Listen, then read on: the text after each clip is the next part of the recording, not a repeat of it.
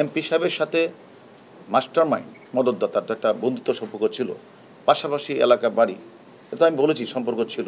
একটা জিনিস জিজ্ঞেস করি, সেটা হচ্ছে যে একটা ঘটনা যখন ঘটে, একটা মার্ডার যখন হয়, মার্ডার ওয়েপেন এবং যে হত্যার শিকার হয় তার একটু কিছু না কিছু প্রমাণ পাওয়া যায়। আপনারা বাংলাদেশ সাইডে তদন্ত দল এবং কলকাতার সাইডে তদন্ত দল কোনো কিছুই পান নাই। আপনারা কি করে প্রমাণ করবেন যে এই লোকটা মারা গেছে, হত্যার শিকার হয়েছে? আর অপহরণের মামলাটা কেন হইছে? আপনারা তো ডিক্লেয়ার দিয়েছেন যে হত্যার শিকার হয়েছে, এটা প্রমাণ কি আছে আপনাদের কাছে? এটা প্রমাণ তো আমাদের কাছে আছে। আমি তো আপনার সে তথ্য উত্তর দেবো না। আমরা কি প্রমাণ পেয়েছি সেটা আপনাদেরকে আমরা জানাবো। আমরা তদন্তের স্বার্থে এখন বলছি না। প্রমাণ পেয়েছি বলেই তার নামে কলকাতায় মার্ডার মামলা রুজু হয়েছে। আর যেহেতু আমাদের দেশে এটি মামলাটা রুজু, আমাদের দেশে এই ঘটনাটা ঘটে, আমরা শুধুমাত্র 364 একটি মামলা রুজু হয়েছে, সেই মামলার তদন্তে আমরা যাচ্ছি। আর কলকাতাতেও এ ধরনের ঘটনা ঘটেছে, তারা নিশ্চয়ই পারিপার্শ্বিক সাক্ষ্য পেয়েছে, তারা সেখানে তারা মানে কিছু আলামত পেয়েছে, যার পরিপ্রেক্ষিতে তারা মার্ডার মামলা রুজু করেছে।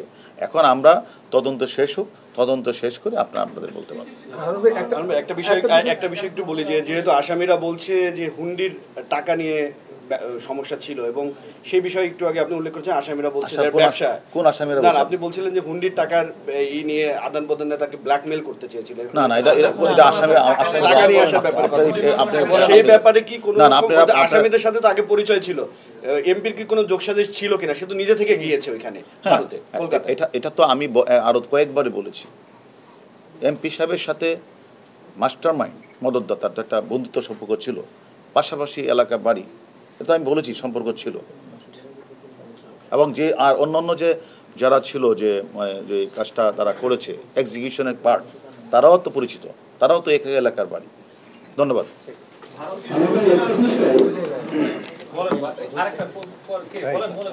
ভারতের মাটিতে মানে ভিন দেশে এই যে হত্যাকাণ্ডের শিকারটা হলো, এক্ষেত্রে কি শুধু বাংলাদেশিরাই মানে পরিকল্পনা করে ওই দেশে ঠান্ডা মাথায় এই উত্তর অনেকবারই বলা হয়েছে, আমাদের মাননীয় স্বরাষ্ট্রমন্ত্রীও বলেছে, আমিও একাধিকবার বলেছি, এটা উত্তরটা পেয়েছেন। আমার মনে হয় আর উত্তর এখন দিলাম।